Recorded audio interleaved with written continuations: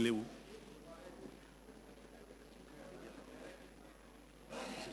Oui. Mr. Stettler, will you call the panelists or should I call them? I will do it now. So now that he's called you, we'll call the panel. Yeah. Et demandez quoi? Yeah. C'est lui? Oui. Mais c'est chez Noël. C'est lui le ministre des Finances de Namibie. Ok.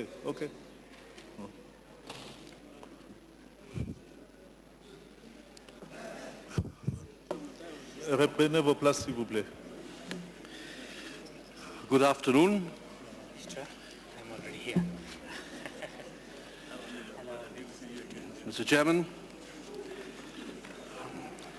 thank you very much for inviting me to the podium.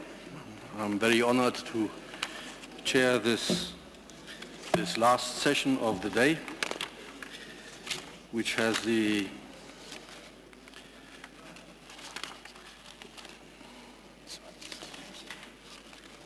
that's the topic on integration of the results framework, monitoring and evaluation. I'm joined by 4 very knowledgeable panelists, and I invite His Excellency Mr. Bahati Lukwegbo, who's the Minister of Economy and of the Democratic Republic of Congo.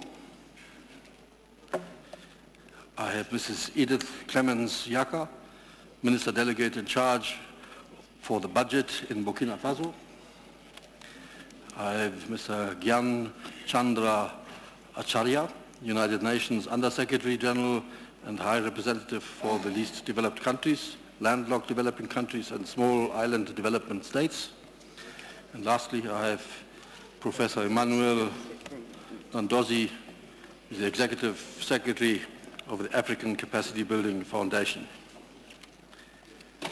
Let's give the panelists a big hand and welcome them to the stage.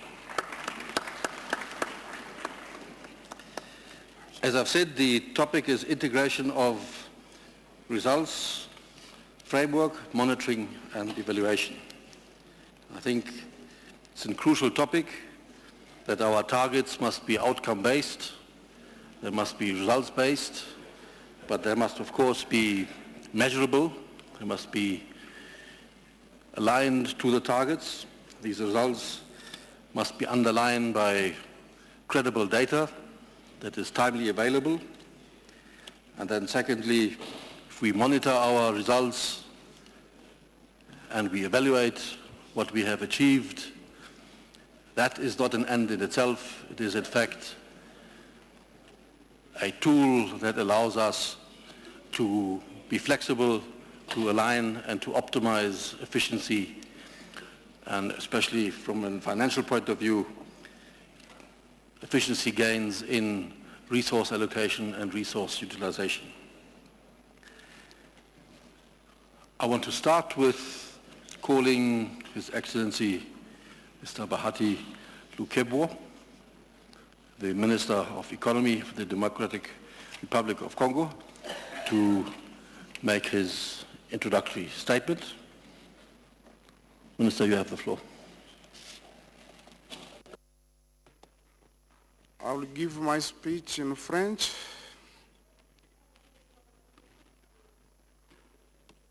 Merci beaucoup, Monsieur le Président, pour la parole que vous m'accordez.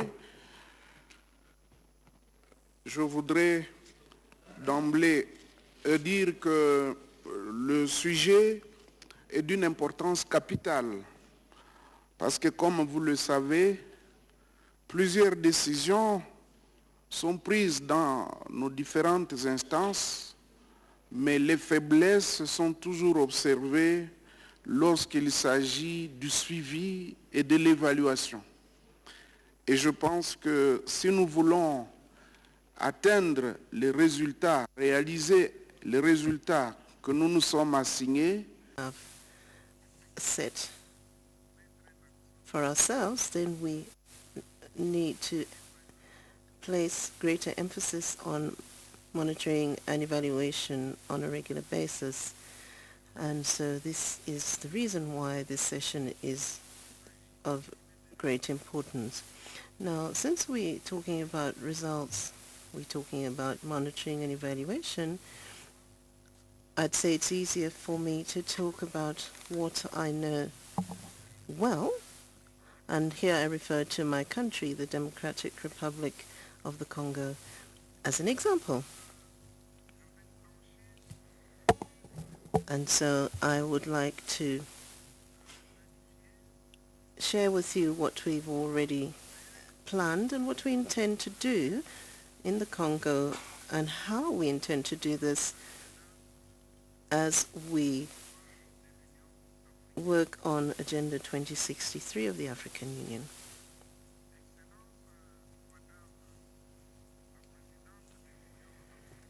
Your Excellency, the Chairperson of the African Union,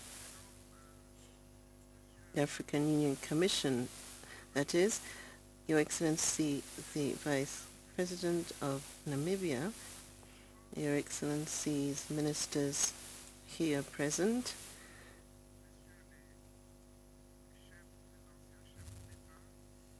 Your Excellencies, former heads of state,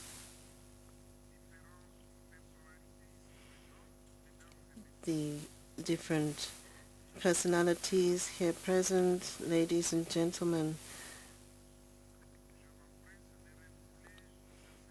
I would like to, on behalf of the Democratic Republic of the Congo, thank the organizers of this meeting and all the participants in this panel.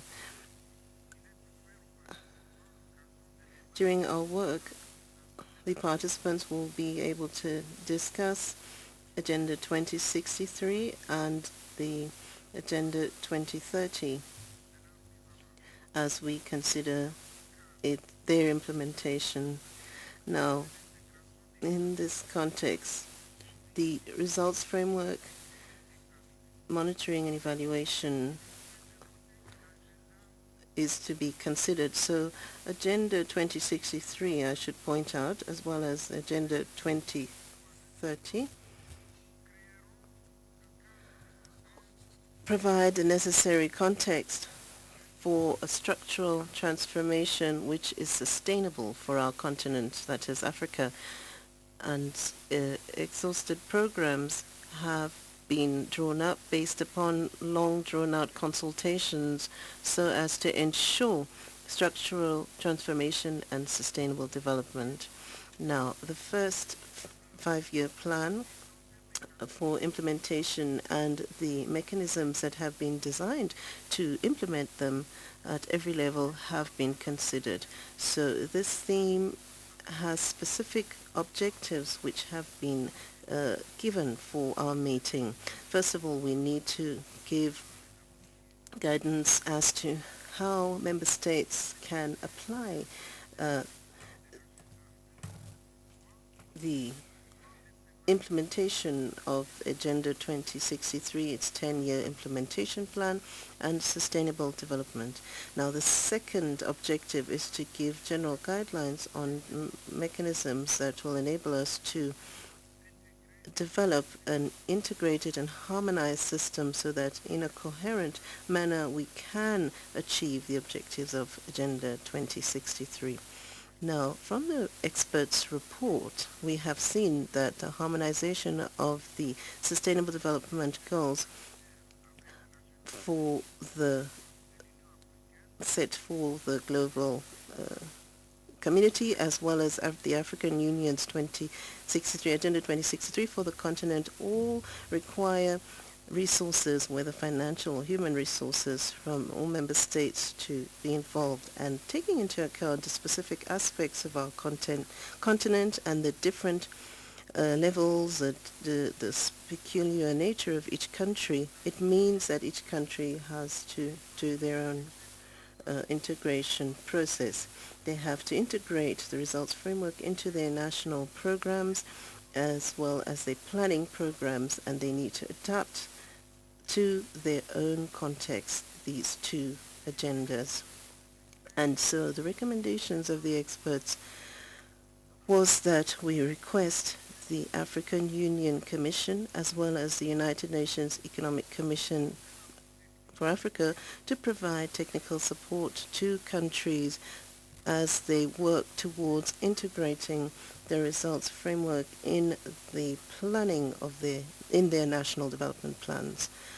And as was emphasized by the Prime Minister of the Democratic Republic of the Congo earlier today when he spoke, it's necessary to understand that the DRC, as far as planning is concerned, has integrated the SDGs in their design as they design their national plans. And so they have seen the SDGs as being in line with Agenda 2063 of the African Union, which is working to ensure that Africa becomes a world power. That is its ambition. And so this is why the Democratic Republic of the Congo has begun designing its national strategic plan for development, which will build upon the results and the efforts that have already been made by our country. So as we try to come up to the same level as the countries that have already developed. And so the Congo, we anticipate, or we want to ensure that the Congo becomes a nation where we have a viable middle class, where we become a strong power, where our environment, industrial strength is capitalized, and we become a regional power in the end on the continent. Now, our strategic vision in the Congo is to develop so that and our development is based on 3 phases. We have the first phase from 2012 to 2020, where the DRC will become a middle-income country thanks to transformation in the agricultural sector, which is where income can be redistributed so that growth can be spread out over a larger section of the population. Now, the second phase, 2020 to 2030, the DRC wants to move towards becoming an emerging country where its economy has been transformed and become a strong industrialized economy, strength in the energy sector, developing its mining and agricultural sectors. Now the third, from 2030 to 2050, we want to see our country growing and becoming an innovative economy based on innovation. Now, as we're moving towards becoming an emerging economy, we have coincided our development plans with that of the Agenda 2063 of the African Union. And the development plan that we have established in our country is also in line with the SDG implementation phases to ensure that we reach our goal of ensuring that the Democratic Republic of the Congo becomes an emerging economy. So our plan, therefore, is an implementation tool so that we become a developed economy, and we have a short-term, medium, and long-term plan. In the Prime Minister's statement this morning, he had said that on the 3rd of April 2016, we were sharing the macroeconomic development plan, and we have seen the preliminary results showing that we have a 7.4 percentage per year growth from 2014. We have seen 9.5% in 2014. And so this growth in our economy, we have seen thanks to stability in the economy and a favorable environment on the global market. This was higher than that of the sub-Saharan region, and we anticipate that we will build upon this growth so that over the next 10 years it will be stronger despite the decreasing prices of commodities due to the increase in exports of other countries and the food prices, as well as the supply and demand issues linked to the agricultural sector, the agro-industrial sector also coming into play here. So the approach that the DRC is taking is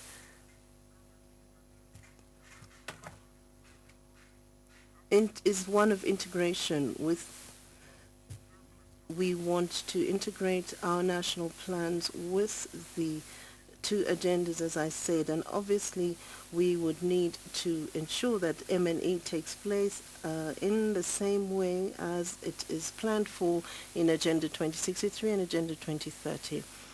Now, if we're talking about it becoming an emerging economy and industrial development, overall structural development, well, we would need funding to finance these developments, not only for our infrastructural development, but to train our human resources to ensure that they can participate in achieving these programs. The objective is to generate wealth and employment for our young Africans, who represent by 2030 a large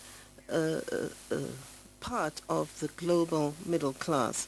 So I would like to end on an optimistic note by highlighting that if Africa accelerates the implementation of the measures for free movement of goods and people in the regional and sub-regional integration programs, then Africa will create the necessary environment for strengthening and building its unity and to do away with the numerous conflicts that are harming the continent's stability. This is a prerequisite for the rapid achievement or realization of Agenda 2063 and the Sustainable Development Goals, or Agenda 2030.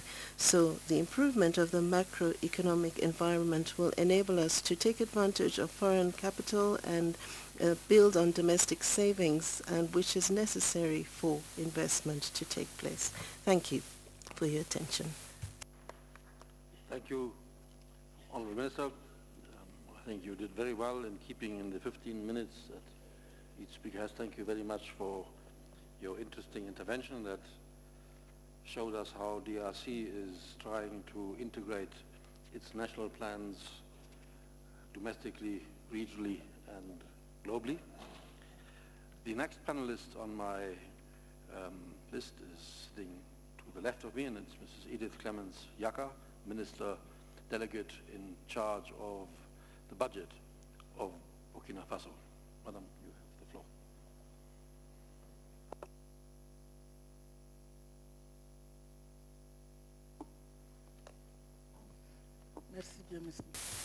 Thank you very much, Mr. Chairman. Mr. Chairman, ladies and gentlemen, distinguished ministers, distinguished delegates. At the outset, I should like to thank the UNECA and the African Union Commission for the invitation granted to us to participate in this panel relating to the integration of the results framework, monitoring and evaluation. I should like to thank the various speakers who have spoken before me for their contributions, which have been extremely interesting.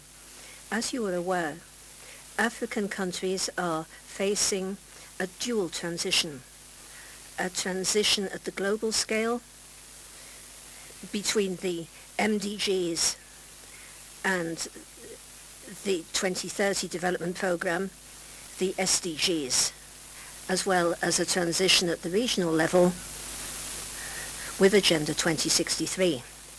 Thus, relevant questions relating to harmonization of frameworks and the creation of common joint mechanisms for implementation, for monitoring and evaluation in the implementation of Africa's joint objectives for sustainable development and transformation are problems which are of current interest. A common development framework for Africa can be a true motor for sustainable growth, which would also have the benefit of favoring and being beneficial to less well-off populations. To achieve the Sustainable Development Goals calls for synergies in action. Indeed, success in the implementation of this new agenda, the post-2015 and the 2063 agenda in our countries, beyond its integration in our various public policies by means of our sectoral policies, this will call for commitment and involvement of all stakeholders at the national level. For example, governments, public and private administrations, civil society, NGOs, technical and financial partners, and of course, grassroots populations. Unlike the MDGs, which counted more on international solidarity for implementation, SDGs and Agenda 2063 focus more on mobilization of public and private own resources. This involves a greater degree of commitment by our states, which will have to develop new strategies better to mobilize internal domestic resources as well as external resources. For my country, Burkina Faso, the context in which it finds itself is favorable to the extent that we are in the process of preparing the National Economic and Social Development Plan. You know that we have,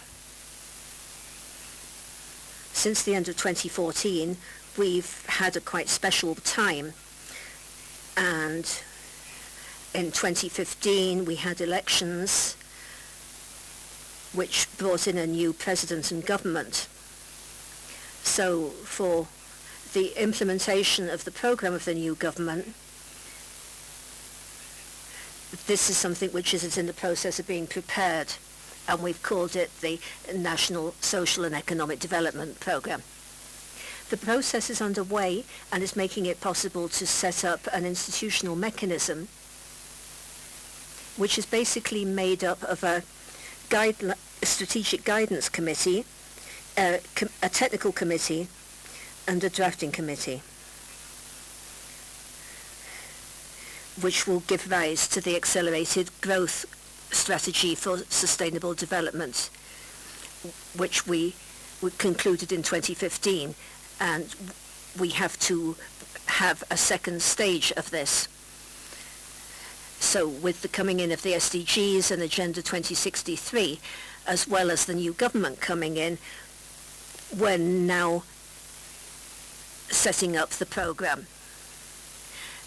And even before we do this, which is work which should be done before the end of the first 6 months of 2016, we're hoping to have a round table to bring in the technical and financial partners. And from all of the work we've done, we've extracted and drawn a certain number of measures which we have regarded to be urgent in the water sector, in health, and in education. Here we're already implementing these through our budget, our 2016 budget, and we have proceeded to mobilize own resources to a greater extent because we have implemented a certain number of reforms from the fiscal and customs point of view in order to help us in the implementation of our objectives. So for the technical committee, it was we established an SDG committee, the aim of which was to internalize international commitments in our national development program. This committee, together with technical and financial partners identified, is working on the prioritization of the SDGs, and the International Francophonie Organization is also helping us. This tool will make it possible for us to select the SDGs in accordance with Burkina Faso's priorities. This prioritization will make it possible to give the appropriate context in our development plan. Amongst the activities we're carrying out, there is also a meeting on the definition of roadmaps for SDGs to make it possible to more smoothly implement them in our country and also to prioritize them. We should also note that we're in the process of holding consultations with a view to ensuring the covering in the National Development Plan of elements relating to Agenda 2063. To do this, there has been we've tried to draw up a table showing the correspondences between the Agenda 2063 and the SDGs. Given that the SDGs are integrated into Agenda 2063, it would probably be better to set up a monitoring and evaluation framework, just one, a single one, in order to implement the framework. It is vital for states to have a good and to share an understanding of the situation. The two programs can only be conducted if information campaigns and public awareness raising activities are undertaken to make better known the interests that both programs represent for national development and the role which each actor can play in achieving the results. With this in mind, the 2030 program has to be interpreted as an attempt to deal with the global aspects of development challenges for Africa, whereas 2063 should be considered as a response to the problems of development specific to the continent and its specific aspirations. The global and continental aspects come together and share elements to a large extent. The existence of synergy increases the possibility of implementing the two initiatives without having too many frameworks for decision makers. It also reduces certain coordination problems encountered in the implementation and monitoring of the two programs.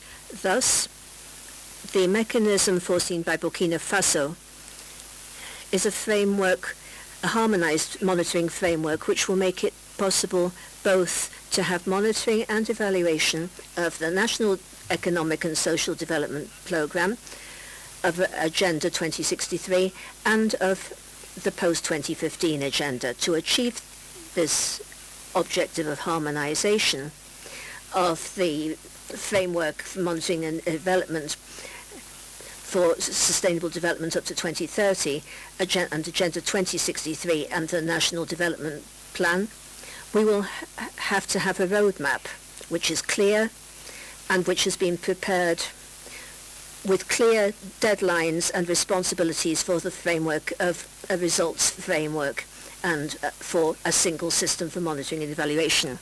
Mr. Chairman, ladies and gentlemen, before we go back to specific items relating to this question, this is the contribution which my delegation wished to make in the framework of our interactive debates on the integration of the results framework, monitoring and evaluation. Thank you. Thank you very much, Yaka. I think we heard an excellent contribution of how Burkina Faso tries to integrate its development planning process into regional and global efforts, and how a common development framework could benefit us if it is properly prioritized, if funding is sustainable and if there's a good balance between the social and the productive sectors. I think I agree we will look forward to an in-depth discussion during the second phase of this session. Let me now ask Mr. Gyan Chandra Acharya, the United Nations Under-Secretary General and High Representative for the least developed countries, landlocked developing countries and small island developing states, for his intervention. Again, 15 minutes. And thank you, Chair. Thank you very much. I would like to begin by thanking UNECA and AUC for organizing this very important meeting and very important topic, integration of the results, framework, monitoring and evaluation. I think it is very clear that we heard in the morning from Madame Juma, AUC Chair, as well as many of the ministers, that there is almost a 90% congruence between the 2030 agenda and the 2063 agenda. That clearly speaks for itself that there is a need for integration of the results framework, monitoring and evaluation. Now, when we look at, of course, the domestication of that, and then look at the capacity of the countries that we are talking about, I think there is simply no alternative to ensure effective implementation of these development agendas in this region. We have to have an integrated results framework as well as monitoring and evaluation. And again, when you look at the results, the aim of eradicating poverty, promoting sustainable development through structural transformation also requires integrated approach to all of that. And so that there is no need to really stress more why it is required. Now, talking about this coherent framework of evaluation and monitoring at the result framework, we believe that this will assist in tracking progress, directing resources, and making institutional arrangements nimble. It will help identify achievements and also challenges during implementation of the programs and support decision makers in making policy decisions and priority settings. Above all, we believe that in view of the very lofty goals that we have, if we want to achieve the goals early on, integrated approach is really critical.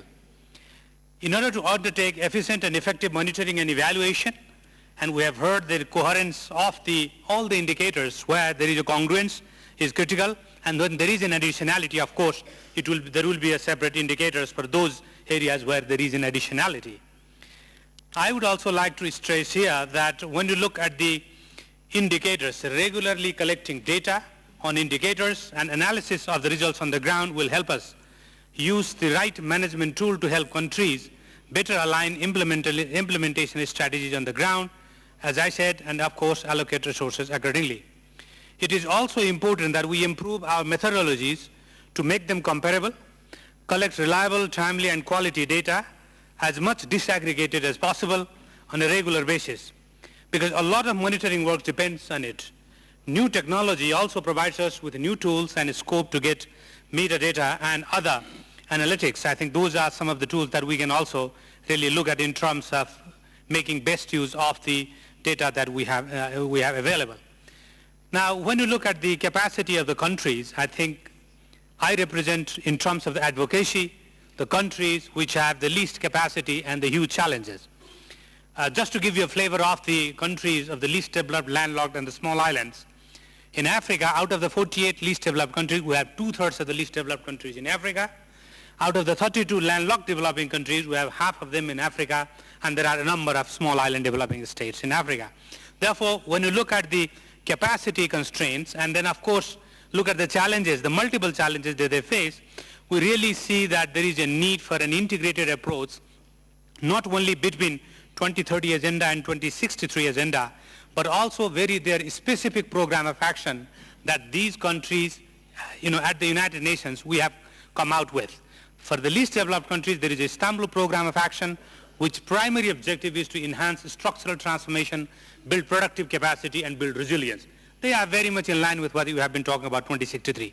Again, looking at the landlocked developing countries, we have a Vienna program of action, which gives a lot of emphasis on infrastructure, again, emphasis on the transit facilitation, trade facilitation, and regional integration. And by the way, the regional integration is not that much really articulated in the 2030 agenda. So, and then you have a very high level of prioritization of the regional integration agenda here. So we see that there is just so much of a similarity. Again, when you look at the small islands, the ocean agenda has got a very high priority in the Samoa pathway, which is the specific program of action that was agreed for the small island developing state. And we're all working with the national level authorities to implement that on the ground. So when we say integration, I'm sure that we'll look at that at the national level, integration of all the global frameworks.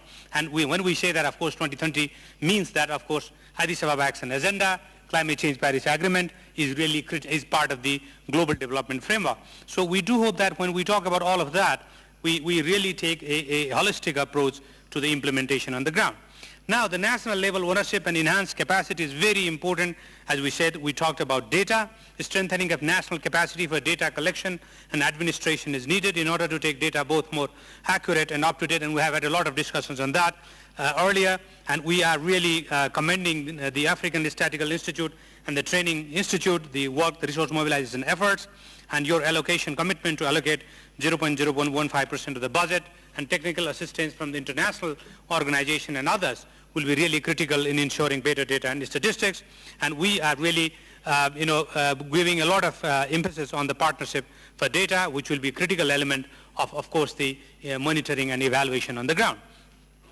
Again, I would also like to stress here that there has to be a very strong correlationship between the national level review and reporting and the continental or the regional level and sub-regional level monitoring and evaluation and reporting. I think what we have really seen very useful in terms of our own work with the LDCs, LLDCs and SITs is that when you have a regional level, the monitoring and evaluation, you really get to see the best practices on the ground, you really get to see what are the lessons learned, what are the really scalability that we can really get it in terms of really use them in other countries, in other contexts as well. So we believe that in order for enhancing those best practices, sub-regional level as well as continental level regional evaluation and the reporting mechanism should be further strengthened. And I would also like to say that a need for a little bit more disaggregated data will be really very useful, especially when you look at the LDCs, LLDCs and small island developing states. And finally, at the global level, it is equally important that Africa region shares its progress report at the global level. Global monitoring helps us make the global partnerships also more accountable and impact-oriented. In a globalized and highly integrated world of today, multi-stakeholder global partnerships are essential, and a conducive global environment is critical for making progress at the community, national and regional level. And we all know that HLPF, FFD and the DCF mechanism should be fully utilized by the African countries to make sure that we have a proper global monitoring and evaluation, and there is an accountability at the global level in terms of not only financing, but all resources, including technology, capacity building, and of course the enhancement of the integration at the global in terms of the global policy making. I would just like to say finally that in terms of the UN system, there is a mainstreaming acceleration and policy support program which is being developed by the United Nations Development Group, which is an idea to really get a more integrated manner, provide support to the countries on the ground, which is being worked out among the UN development systems, and I'm sure that that will also help at the national level to have a better integration of the 2030 agenda together with your own national development plans, as well as the 2063 agenda of the region as a whole. Thank you very much for this opportunity. Thank you very much, Mr. Chida. The last panelist that will enlighten us is Professor Emmanuel Nadozi, the Executive Secretary of African Capacity Building Foundation. We are looking forward to your intervention. Professor, you have the floor. Thank you very much, Mr. Chair. Let me join the other distinguished panelists in thanking the African Union leadership, as well as the UN Economic Commission for Africa's leadership, for giving me the opportunity to make a presentation on this very important issue today.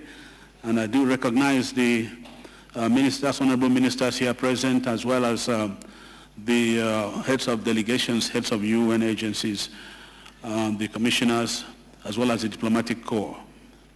Mr. Chair, I think for once, as someone who has been involved in this process right from the get-go in both processes. I'm very delighted to see that we finally can be discussing the two agendas in a way that is no longer to talk about how we are going to prepare them, but rather how we can deliver on them.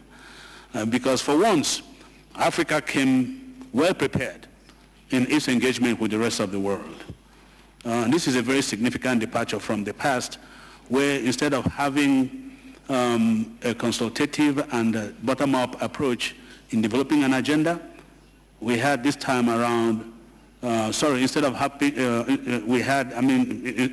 a top-down approach, we actually had a bottom-up and consultative approach. And also, instead of going to negotiate from a position of weakness, Africa for once went and negotiated with the rest of the world from a position of strength. And Africa also even had a common position. So this is very, very important for noting as far as the continent is concerned. Now, to specifically give you a bit more insight on the issue at hand, which is how we can properly integrate the results framework, as well as the monitoring and evaluation frameworks in the implementation of Agenda 2063 and the Sustainable Development Goals. To do this, I will ask 4 questions, and I will also try to answer those 4 questions. The first one is, that comes to mind naturally, is why do we need to integrate the monitoring and evaluation framework and the results framework? Why integrate? The second question is it actually possible to integrate?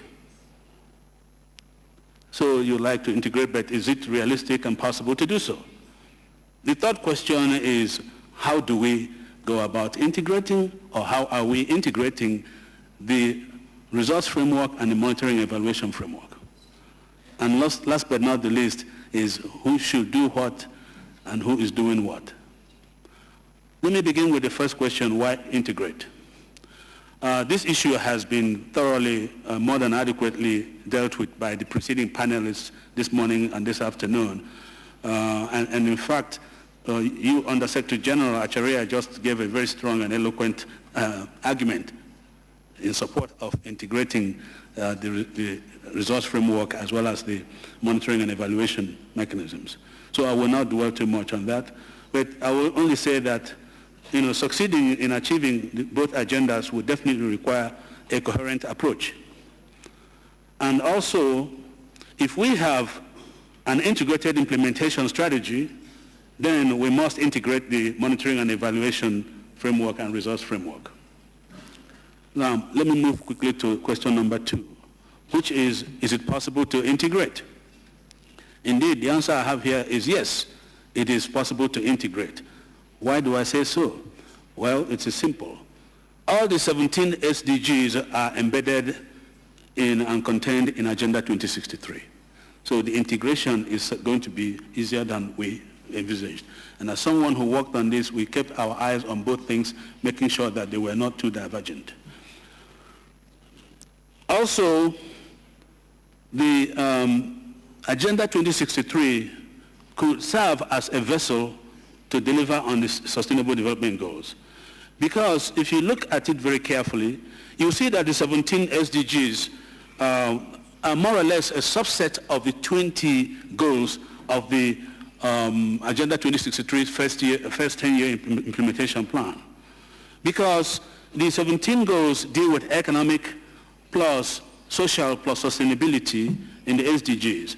But in the 20 first 10-year implementation plan of the Agenda 2063 deals with economic, social, and sustainability issues as well. But in addition, brings in issues related that are political and cultural in nature, and as was observed as well, issues that are pertinent for the continent, such as regional integration. And so, for me, therefore, it is possible to integrate the results framework as well as monitoring and evaluation. On question number 3, which is how do we actually integrate? There are several things that you have to do in trying to integrate the results framework, or even to integrate the monitoring and evaluation mechanisms and processes. But the most important thing, in my view, is you have to adopt a credible integration approach. And I'm happy to say that that has been done as we speak. But when you adopt a credible integration approach, do you stop there? The answer is no. You've got to look at other things. First thing is we have to analyze the contents of both agendas very carefully and very methodically so that we can see specifically how this integration can take place in reality. Secondly, we have to also embed and assimilate these agendas, or the other way around, the regional economic communities and national strategic plans and frameworks and action plans in a sort of a domestication process that is necessary. This is because if they're all going to be leading into either the SDGs or the Agenda 2063, then the process of bringing about coherence and bringing about domestication at the national level and at the regional level becomes extremely important. So the embeddedness is extremely important. Thirdly, we also need to really then establish an M&E, or monitoring evaluation framework and mechanism that really accommodates or caters to both agendas. This is what you have to do in order to really properly integrate. Fourthly, you have to then begin to think about compiling and issuing, or how you're going to report. And in which case, therefore, to really properly integrate, you have to compile and issue a single periodic performance report, which will go towards final reports as you monitor and evaluate those processes. Last but not the least, therefore, is to think about establishing the channels of accountability, because the accountability architecture is as important as the results that you want to get in this process. So for me, I think these are things that are critical for having a proper integration of the results framework as well as the monitoring evaluation mechanisms. And this is precisely what, under the leadership of the African Union, is ongoing and has actually happened. So more specifically, we will see that the channels of accountability has been established. And already we have the organizations that are involved there. There's a technical team comprising of the African Union Commission, supported by the NEPAD Planning and Coordinating Agency, the UN Economic Commission for Africa, the African Development Bank, and the African Capacity Building Foundation, and statisticians. And this is really the place where we will compile and produce performance progress reports using the information from member states and the RECs. So I think if you can keep in mind that therefore the issue of data and statistics becomes critical, for you to be able to accomplish this task. Also, technical teams will report to the coordination meeting of the chief executives of the African Union Commission, the regional economic communities, the NEPAD Planning and Coordinating Agency, UN Economic Commission for Africa, the African Development Bank, and the African Capacity Building Foundation, which meets every 6 months. And this is the technical steering committee that will be overseeing this. Another thing is there's a coordination meeting also that will report to the Agenda 2063 Ministerial Follow-up Committee.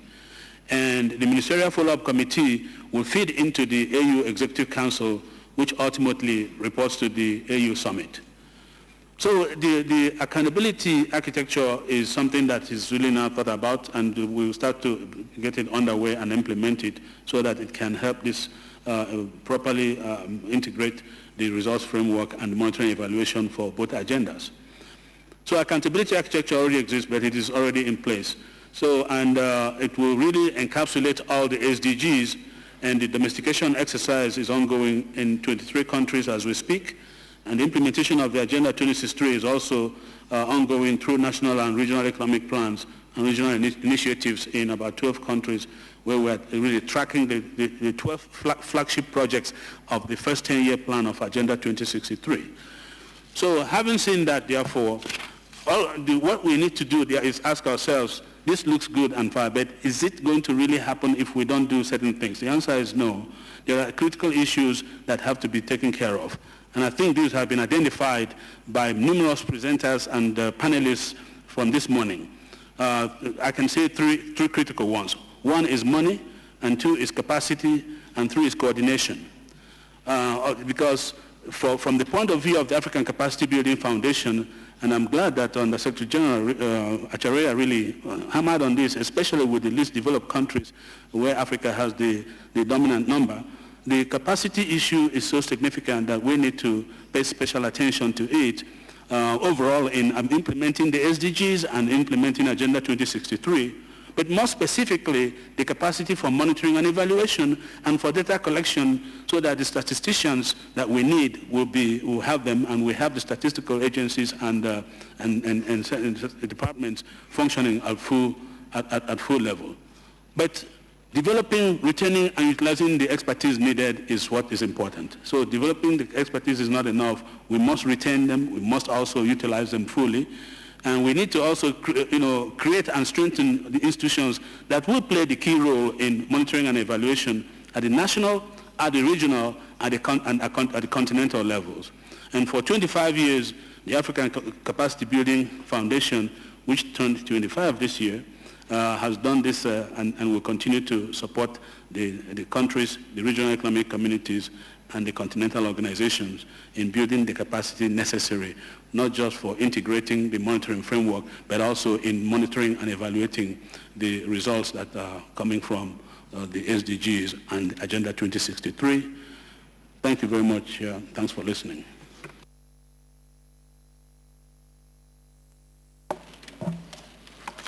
Thank you very much, Professor. We have heard the 4 interventions from the panelists,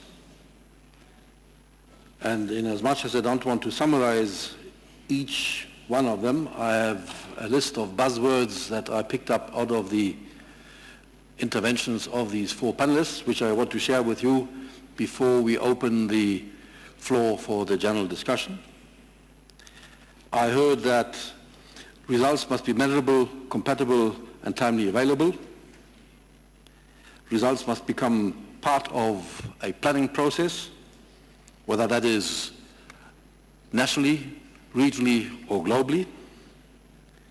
We must build on our achievements, share experiences of success, but also share mistakes and avoid them. We have to deploy sector-specific approaches, which will probably result in optimal utilization of resources. Time frames for development plans should be ambitious, but should remain realistic. Integration must happen domestically, regionally, continentally, and globally. And that brings about a need for free movements of goods, services, and people on the continent. We have to develop a common development framework, and a common development framework, especially the funding thereof, should move away from the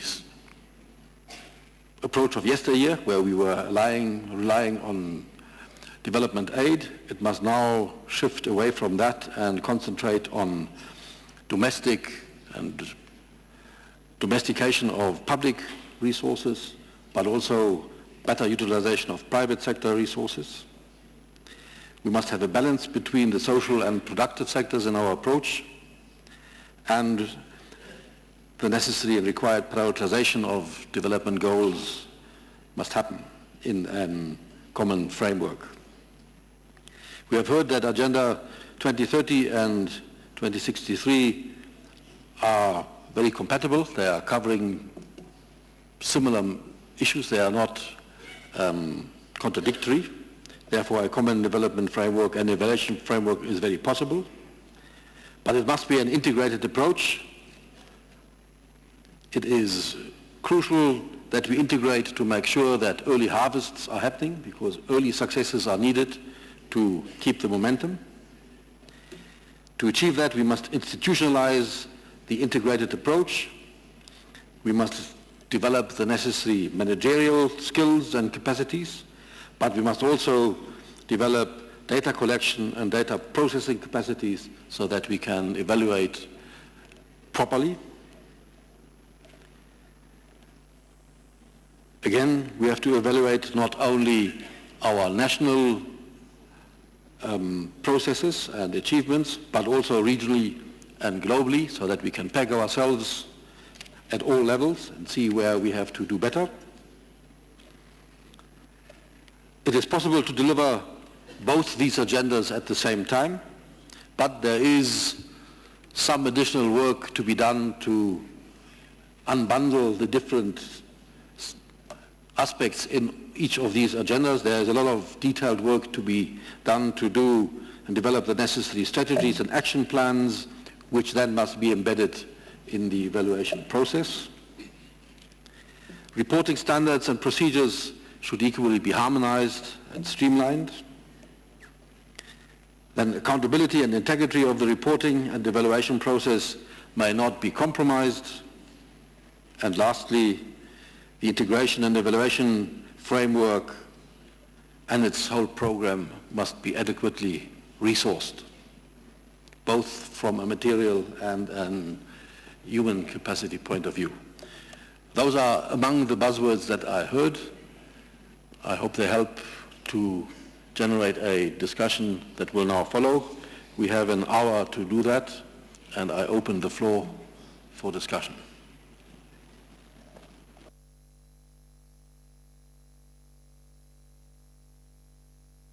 Is it Senegal? You have the floor. Thank you very much. I will still speak in English. I want to raise three needs. The first need is a need, as mentioned by our colleague from SBF, Emmanuel Nadonzi, a Pan-African harmonized framework for the development indicator. The subject was discussed many years ago. As mentioned by Benin earlier, in fact, I'm sure that we have more similarities than differences between African countries. Myself, I have worked in many African countries for the development plan. 80% of the indicators could be the same indicator. Maybe the value will be different, but the set of indicator, 80% could be the same. So I think this integrated framework would be very useful for national development plans. Number two, we need selectivity and gradual monitoring of development indicator. I don't think the SDG we need more than 40 indicators because we have 17 goals. If we don't take care of the number of goals, we can have 100 indicators. I don't think this is a solution. We should have not more than 40 indicators for the SDG.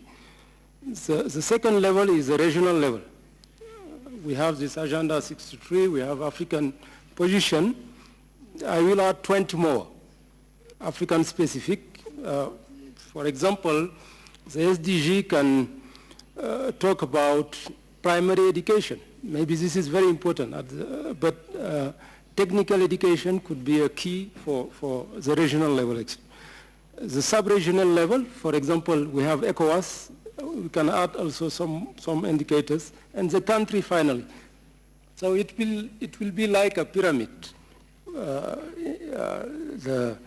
The base will be the SDG, and at the top you will have the national, and you will have everything.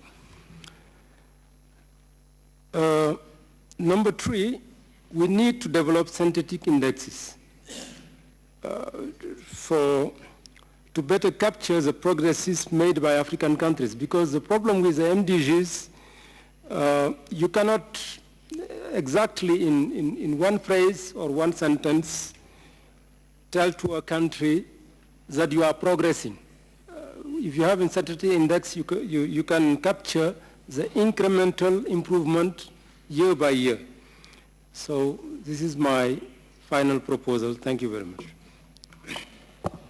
Thank you very much for your insights. I think you could have just been a panelist here.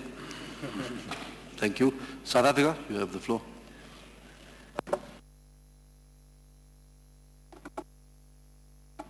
Senegal will be a difficult act to follow because he has been contributing very much in structuring the development indicators. He has a report that he compiled that makes a lot of sense. And I think a common framework is necessary.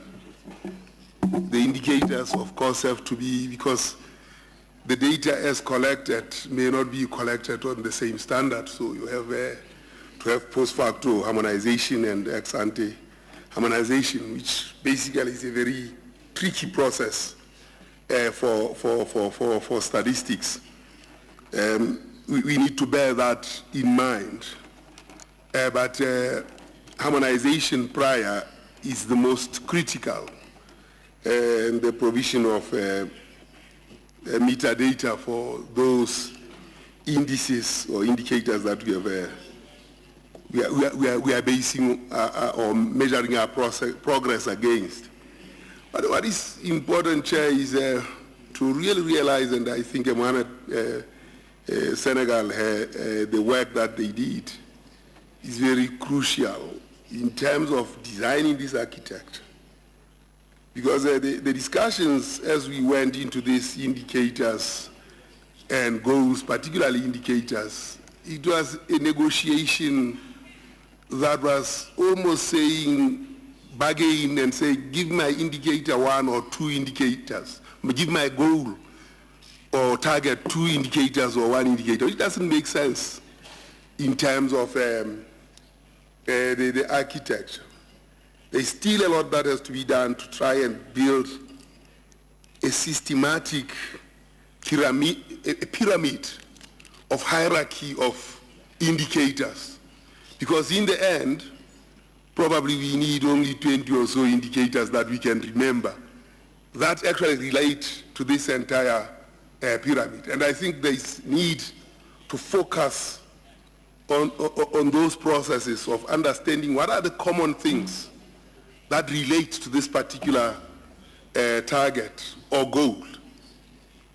And having done that, I think we would have really eased the processes by which this common framework can be achieved. To do that, Chair, will require obviously resources. I mean, the first reaction of countries to the work of statisticians has been captured, and many UN countries saying, well, these indicators are not so appropriate for my country and so on. We as statisticians expected that, because amongst ourselves, as we consulted on this, we could see those reactions coming up. And it would have been foolhardy to imagine that the indicators will be cast in stone. Quite clearly, it's going to be a learning exercise as we go forward. Although the goals are not to be reopened and the targets probably not to be reopened, but as far as the indicators are concerned, I think it's a process of science and learning. And we have to give space for that pyramid of needs, because if you recall, the Secretary General pointed out to 5 things: leave no one behind, focus on justice, make the economy transformative, those 5 things. Obviously, we want high-level indicators that could talk to those 5 things. And all those 5 things go into these goals as well as the targets. And therefore, the indicators equally will have to be allowed to play that kind of role. So, Chair, my input would be,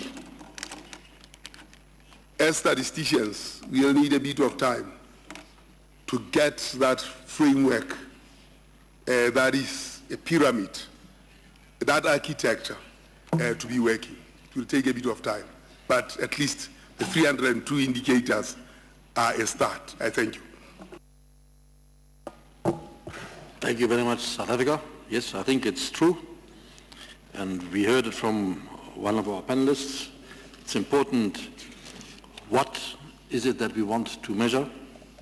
How do we measure it? But then also, how do we report on it? Now, there's a lot of work to be done at technical level to achieve a harmonized and integrated approach. Benin, you have the floor. Merci, Monsieur le Président. Je voudrais apporter également une contribution sous forme de proposition. Vu la complexité, d'abord le nombre et la complexité donc des indicateurs qui doivent couvrir tous les domaines du développement, je voudrais suggérer que une masse critique de cadres de diverses compétences soit formée au niveau donc de chacun des pays. Donc autrement dit, ils trained so that they can head their sectors. I think we need to integrate this notion of harmonization through training. We need to provide training of, we need to provide skills. We need to have high-level people well-trained in different countries who will be able to support their countries to be able to ensure that the different disciplines have appropriate skills, because you know that there are priority sectors, for example, health, which was mentioned earlier. There's also infrastructure, different types of infrastructure, whether energy or transport, etc. And so we need to have the appropriate skills. The statisticians that we have available are not sufficient in all of our countries. There are some countries where these skills are at a crucial level, or rather very few statisticians in some countries. So I think what is needed is that we need the relevant skills, trained people to be able to address these indicators in the right way so that they can provide support to their countries as we monitor and evaluate Agenda 2063's implementation as well as Agenda 2030. So we need a critical mass so that each country can indeed address this challenge of integration of the results framework and to ensure that we have a synergy as we develop our continent. Thank you. Thank you very much. Can I turn to my panelists on their take on these three comments? The first comment, if I can offer, is from Senegal, which made us very much aware about the additional work that needs to be done to develop that pyramid that talks to what indices would measure what and bring that into relation with the targets. A similar complementary comment was made by South Africa, which reiterated the need to do some technical work on the statistical side so that we harmonize what we collect in data, how we report on it, and that is standardized. And then Benin made a comment on the need to develop a critical mass of expertise so that we are meaningful in our data collection and analysis from the beginning. Any one of the panelists that wants to react on that? Honourable Minister, you have the floor.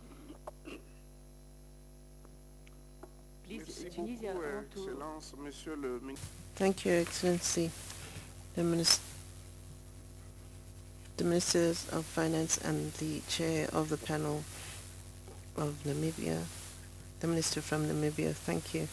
I would like to thank all the panelists who have spoken because they have enriched the debate, or rather those who have spoken from the floor have contributed and enriched what we shared. And there is a methodology that has been proposed that we need to follow. How we go about implementation, and concrete proposals have been made as far as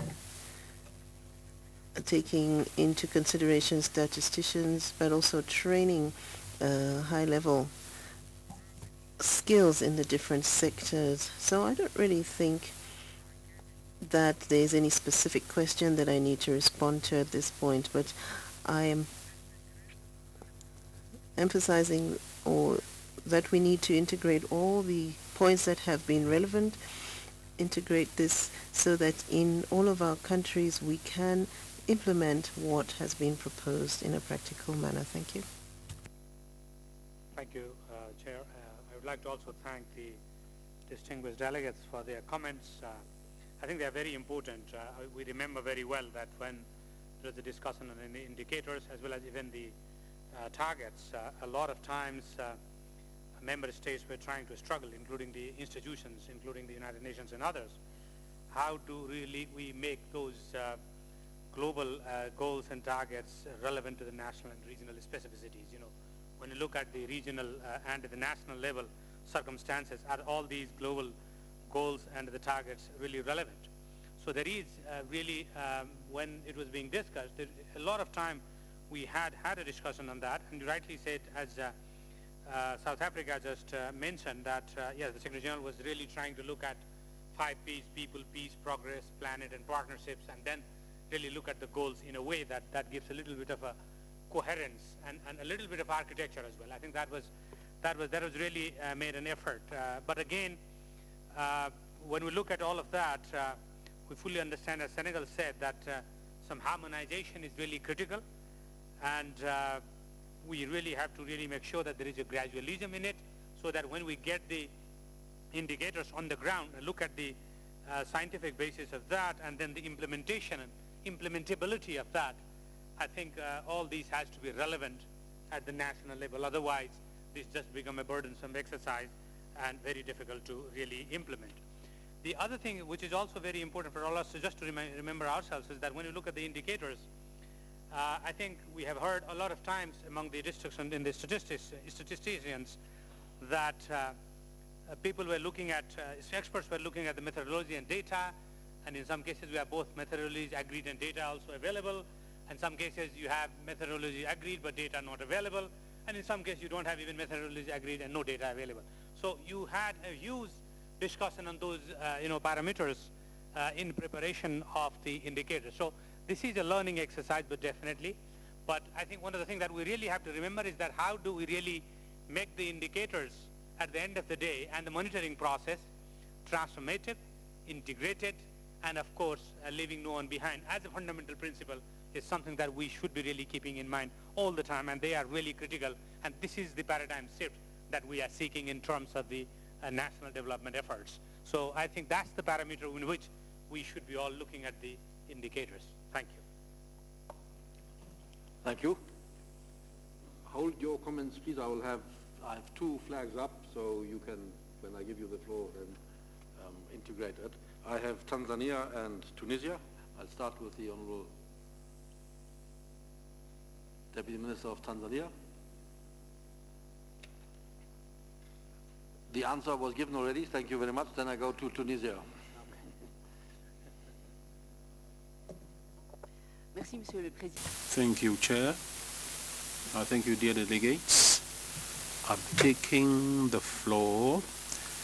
I think we all do agree with the principle of the setting up how to integrate the monitoring and the evaluation that Tunisia has already adopted Agenda 2030 and the SDGs, which should cover the period 2017-2020. We have adopted the objectives, and we've done tremendous work with the objectives. May I draw your attention to the setting up of benchmarks, because one of the speakers summary indicator benchmark. Let me talk about our experience of regional development, and this is within Tunisia. So it's an ideal, which is a composite benchmark, which deals with a theme of the population, health, education, knowledge. It's a composite benchmark which deals with the in Tunisia. So we might transpose this experience to the continental level, and so that we can have a composite, a benchmark of a comparability among African countries, and assess the progress made towards the achievement of the SDGs and Agenda 2063. Thank you very much. Yes, thank you. You see, those are all these different nuances, whether it's a benchmark or an indicator or a measure, or that needs to be harmonized, that we talk about the same things. But I think the principal point is of course taken. If I have no flag up, I will ask the professor to react. You have the floor. Yes, thank you very much, Chair. I think the comments from South Africa and Senegal are quite pertinent, and I usually do not disagree with either Honorable Mubarak Low or Honorable Pali, because they are all very smart, very wise people, and their points, especially when it comes to issues relating to statistics or issues relating to indicators and indices. So I think the points are very important for us to take, to especially in moving forward, to see that even though as Pali rightly pointed out, that the goals and the targets may not be renegotiable, but as far as the indicators are concerned, you can still have the indicators you have, but you can still have some kind of synthesized indicators or indicative indicators that are of a higher level that will help to create this kind of pyramidal indicators reporting that you mentioned. So this is something that seriously we have to look into, working with all of you and see how we can benefit with your experience on that. Donc pour répondre aux questions, à la question qui a été posée par l'honorable représentant de Bénin, je pense que c'était une question très importante. Car nous avons déjà, en tant que la Fondation pour le renforcement des capacités en Afrique, la CBF, nous avons déjà entrepris un travail très énorme, n'est-ce pas, pour évaluer les capacités nécessaires pour la réalisation de l'agenda 2063, au niveau continental et au niveau régional. Et nous avons déjà fait ce travail. Mais nous n'avons pas encore fait le travail au niveau national. Car c'est ça la première étape pour, n'est-ce pas, comprendre quels sont les besoins pour réaliser non seulement les objectifs de développement, mais aussi, surtout, dans le domaine de suivi et évaluation, pour pouvoir donc entreprendre ou développer une stratégie de renforcement des capacités et mettre en œuvre des plans spécifiques et aussi faire en sorte que il y a la mise en œuvre de ces plans.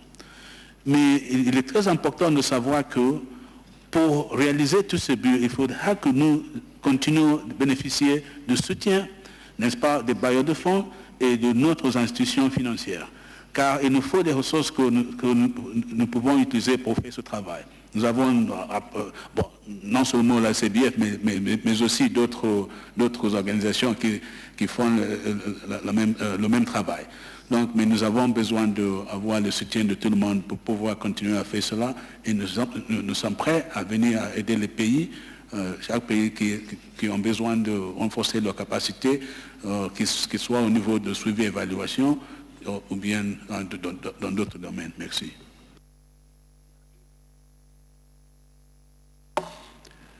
Thank you. My last panelist who has a chance now to react to all the questions that have been given, Madame Jakob. Merci bien, Monsieur le Président. Thank you, Chair. It will only be a repetition, because I would simply say that we take note of the contributions of various countries which took the floor after our presentation, and I would like to underscore the contribution from our colleague from Benin, and the response provided by my colleague, the colleague on my left, because this issue of capacity building is very, very important. Thank you very much. Thank you very much.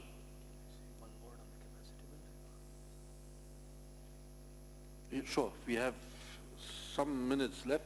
You can take the floor again. Just to also touch upon the capacity building raised by Bena. I think it is a very important issue. This is in fact one of the fundamental issues that we have been raising at the global level to make sure that when we embark on new commitments, there has to be a very strong global commitment to support the countries to build their capacity. And I fully agree that the training is very important, the skill development is very important, but across the sector. I think this is completely a new approach that we are developing, and there is a need for a national level, regional level, even I would say global level capacity enhancement in order to really implement it on the ground. So I just wanted to stress that this is one of the fundamental issues we are looking at it. Thank you very much. It looks as if we have exhausted this very important topic. And I think before we want to close, as a concluding remark, I think it is very heartening and very encouraging to see that we are now taking the first concrete steps to evaluate ourselves. We are not shying away from taking the challenges ourselves, commit to make the resources available to prepare this task, build the capacities so that our developmental agenda truly becomes transformational and inclusive and developmental.